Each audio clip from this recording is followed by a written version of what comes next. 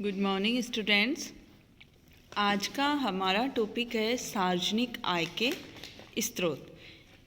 जैसे कि सभी देशों की सरकारें अपने देश और समाज की उन्नति और आर्थिक कल्याण के लिए अनेक कार्य करती हैं और उन कार्यों को करने के लिए सार्वजनिक व्यय में निरंतर वृद्धि होती जा रही है। तो आय के बिना व्यय बढ़ाना संभव नहीं होता। तो सरकार के जो सार्वजनिक व्यय करने के लिए उसे आय की ज़रूरत होगी। तो सार्वजनिक आय के स्रोत कौन कौन से हैं? तो हम सबसे पहले देखते हैं कि सार्वजनिक आय क्या है। अगर हम विस्तृत अर्थ में सार्वजनिक आय की बात करें तो इसके अंतर्गत राज्य की सभी प्रकार की प्राप्तियों अथवा आय को शामिल कर लिया जाता है, जैसे कि सार्वजनिक ऋण, सार्वजनिक संपत्ति की बिक्री तथा पत्र मुद्रा छापकर जुटाई गई राशि को भी इस आय में शामिल कर लिया जाता है। अगर हम बात करें संकुचित अर्थ में तो सार्वजनिक आय में सरकार के केवल उसी आय या फिर प्राप्तियों को शामिल किया जाता है जिन्हें सरकार को वापस नहीं लौटाना पड़ता है। मीन्स संकीर्ण अर्थ में सार्वजनिक आय में आंतरिक ऋणों व बाह्य ऋणों, राजकीय संपत्ति के विक्रय से प्राप्तियों तथा पत्र मुद्रा छापकर प्राप्त आय को शामिल नहीं किया जाता। अब हम देखते हैं कि सार्वजनिक आय का वर्गीकरण। अब जैसा कि सार्वजनिक आय में वृद्धि के साथ साथ सार्वजनिक आय के स्रोतों में भी निरंतर वृद्धि हुई है। तो आय के स्रोतों में प्रकृति में भिन्नता के कारण विभिन्न अर्थशास्त्रियों के द्वारा सार्वजनिक आय के वर्गीकरण के संबंध में भी भिन्नता पाई जाती है। जैसे एडम्स ने सार्वजनिक आय को 3 भागों में विभाजित किया है: प्रत्यक्ष आय, व्युत्पन्न आय और प्रत्याशित आय। सेलिगमैन ने सार्वजनिक आय को 3 भागों में वर्गीकृत किया है: निःशुल्क आय, अनुबंधीय आय और अनिवार्य आय। जबकि प्रोफेसर लुट्ज ने सार्वजनिक आय को 6 भागों में विभाजित किया है: व्यापारिक आय, प्रशासनिक आय अथवा विविध आय, करारोपण, सार्वजनिक ऋण, आर्थिक सहायता एवं अनुदान और स्थानांतरण आय।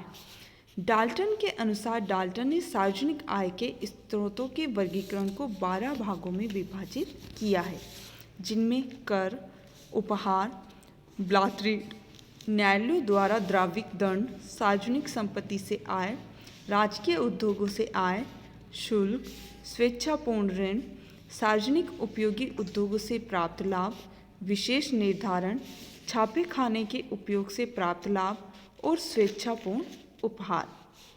जबकि टेलर ने सार्वजनिक आय को 4 भागों में बांटा है: अनुदान व उपहार, प्रशासनिक आय, वाणिज्य आय और करों से प्राप्त आय। अब हम देखते हैं कि सार्वजनिक आय के स्रोत कौन कौन से हैं। वो हैं कर राजस्व और गैर कर राजस्व। कर राजस्व। कर प्राचीन काल से ही सार्वजनिक आय का मुख्य स्रोत रहे हैं और कर सरकार को अनिवार्य रूप से दिए जाने वाला भुगतान है जो सरकार के द्वारा सर्वसाधारण के हितों पर किए जाने वाले व्यय की पूर्ति के लिए किया जाता है। और इस कर की अनिवार्य विशेषताएं कौन सी होती हैं कि कर क्या है? अनिवार्य भुगतान है, सार्वजनिक संस्था के द्वारा वसूल किया जाता है और ये सार्वजनिक हित के कार्यों की व्यय पूर्ति के लिए होता है। कर भुगतान में टोजिंग के अनुसार जैसे को तैसा का अभाव होता है। मीन्स कर भुगतान के बदले में प्राप्त प्रतिफल में कोई प्रत्यक्ष संबंध नहीं होता है। करदाता को कर अदायगी में त्याग करना पड़ता है। कर देना व्यक्ति का निजी दायित्व है। तो कर को सामान्यतः 2 भागों में विभाजित किया जाता है: प्रत्यक्ष कर और अप्रत्यक्ष कर। प्रत्यक्ष करों में हम उन करों को शामिल करते हैं जिनका कराधान और करापात दोनों एक ही व्यक्ति पर होता है, जैसे आयकर, संपत्ति कर, मृत्यु कर, उपहार कर, व्यय कर, पूंजी लाभ कर तथा निगम कर आदि। जबकि अप्रत्यक्ष कर कौन से होते हैं? जो वस्तुओं की सेवाओं पर लगाए जाते हैं और इसके उदाहरण जैसे बिक्री कर, आयात निर्यात कर, मनोरंजन कर, उपभोग कर आदि। तो ये थे प्रत्यक्ष और अप्रत्यक्ष कर। नेक्स्ट है गैर कर राजस्व। इसमें उन समस्त आय स्रोतों को जो कर की श्रेणी में नहीं आते उन्हें गैर कर राजस्व आय में सम्मिलित करते हैं, जैसे शुल्क या फीस। शुल्क क्या है?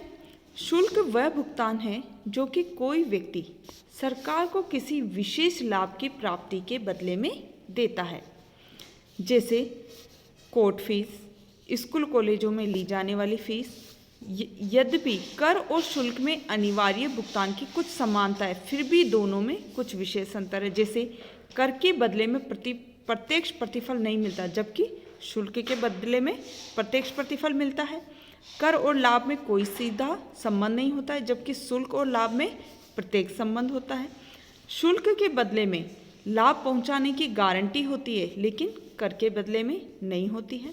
कर का भुगतान अनिवार्य है, मीन्स करदाता की इच्छा पर नहीं है, लेकिन शुल्क का भुगतान व्यक्ति की इच्छा पर निर्भर करता है। वह शुल्क तभी देना पड़ेगा उसे जब वह सरकारी सुविधा का लाभ उठाएगा।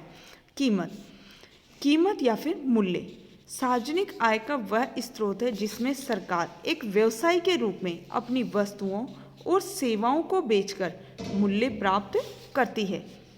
जैसे आजकल सभी सरकारें रेल, डाकतार, बिजली, पानी और अन्य जन उपयोगी सेवाओं से लाभ अर्जित करती है, तो इसको व्यावसायिक आय की श्रेणी में रखा जाता है, क्योंकि बदले में वस्तु या सेवा की प्रत्यक्ष प्राप्ति होती है। या हमें कर और मूल्य में भी अंतर का ध्यान रखना चाहिए, क्योंकि कर अनिवार्य वसूली है और मूल्य ऐच्छिक है। विशेष निर्धारण: जब सरकार किसी क्षेत्र अथवा स्थान विशेष में सार्वजनिक हित का कार्य करती है और उससे उस क्षेत्र की निजी संपत्ति के महत्व और मूल्य में वृद्धि हो जाती है, तो सरकार इसके बदले में आय प्राप्त करने के लिए विशेष निर्धारण करती है। जैसे कुछ देशों में इसे सुधार कर या फिर विकास कर भी कहते हैं। जैसे किसी क्षेत्र में नहरें बन जाने से उस क्षेत्र की कृषि भूमि का मूल्य बढ़ जाता है और उस क्षेत्र के किसानों को लाभ पहुंचता है। किसी क्षेत्र में सड़कें, बिजली, पानी की व्यवस्था हो जाने से उस क्षेत्र की भू संपत्ति की कीमत में भी वृद्धि हो जाती है। या फिर किसी क्षेत्र में कारखाने खुलने या स्कूल कॉलेज खुलने से वहाँ के आसपास के क्षेत्रों के मकानों और भूमि का मूल्य बढ़ जाता है, तो इस मूल्य में वृद्धि का कुछ भाग सरकार लेती है। जुर्माने तथा दंड: जब कुछ व्यक्ति या संस्थाएं अपने स्वार्थ के लिए सरकार के नियमों का उल्लंघन करती है, तो न्यायालय या विभाग विशेष या फिर कोई भी सरकारी अधिकारी कानून या नियम तोड़ने वालों पर आर्थिक दंड और जुर्माने लगाते हैं। जब नियम के अनुसार निर्धारित समय पर भुगतान न करके देरी हो जाती है, तो जुर्माना भी किया जाता है। तो इस प्रकार सरकार की आय के इस स्रोत का उद्देश्य आय प्राप्त करना नहीं है, बल्कि क्या है? अपराधों को रोकना है। उपहार या फिर भेंट: जब जनता स्वेच्छा से सरकार को विकास, राहत, युद्ध आदि का मुकाबला करने के लिए भेंट या फिर उपहार देती है, तो इससे सार्वजनिक आय में वृद्धि होती है। जैसे रक्षा कोष, अकाल सहायता कोष, बाढ़ सहायता या भूकंप सहायता कोष, या अपने क्षेत्र विशेष में विकास कार्य के लिए चंदे के रूप में चुकाना आदि। सरकारी संपत्ति: प्रत्येक देश में सरकार भूमि, खानों, जंगलों आदि को विक्रय अथवा पट्टे पर देकर आय प्राप्त करती है। तो इस स्रोत से सरकार की आय की मात्रा इन प्राकृतिक स्रोतों पर निर्भर करती है। सार्वजनिक उपकर: आजकल सरकार एक उद्योगपति तथा व्यवसायी के रूप में भी काम करके लाभ प्राप्त करती है। जैसे भारत में राष्ट्रीयकृत bank, reserve bank, Hindustan steel, Hindustan machine tools, zinc smelter, राज्य व्यापार निगम आदि उत्पादक और व्यापारिक संस्थाओं से लाभ कमाती हैं। महसूल मीन्स ड्यूटीज: जब सरकार ऐसी वस्तुओं के उपभोग को रोकना चाहती है जिनके उपयोग से कुशलता में कमी, स्वास्थ्य में ह्रास, नैतिकता का पतन तथा सामाजिक बुराइयों को जन्म मिलता हो, तो सरकार उन पर महसूल लगाती है। महसूल का उद्देश्य सामान्यतः आय प्राप्त करना नहीं है, बल्कि अनावश्यक और हानिकारक उपभोग पर रोक लगाना है। ऐच्छिक एवं ब्लात ऋण: सरकार अपने व्यय की पूर्ति के लिए आंतरिक और बाह्य ऋण प्राप्त कर सकती है। ये ऋण अल्पकालीन और दीर्घकालीन दोनों प्रकार के हो सकते हैं। जब सरकार नागरिकों से स्वेच्छा से ऋण प्राप्त करती है उसे ऐच्छिक ऋण कहा जाता है। लेकिन अगर नागरिक ऋण देने के इच्छुक न हो पर सरकार को आपातकालीन अथवा परिस्थिति विशेष में अपने व्यय की पूर्ति करने के लिए धन की आवश्यकता हो तो सरकार सार्वभौमिकता सत्ता का प्रयोग कर जोर जबरदस्ती से लोगों को ऋण देने के लिए बाध्य कर सकती है। पत्र मुद्रा निर्गमन। आजकल मुद्रा निर्गमन का एकाधिकार सामान्यतः सरकार अथवा सरकार के द्वारा अधिकृत बैंक को होता है।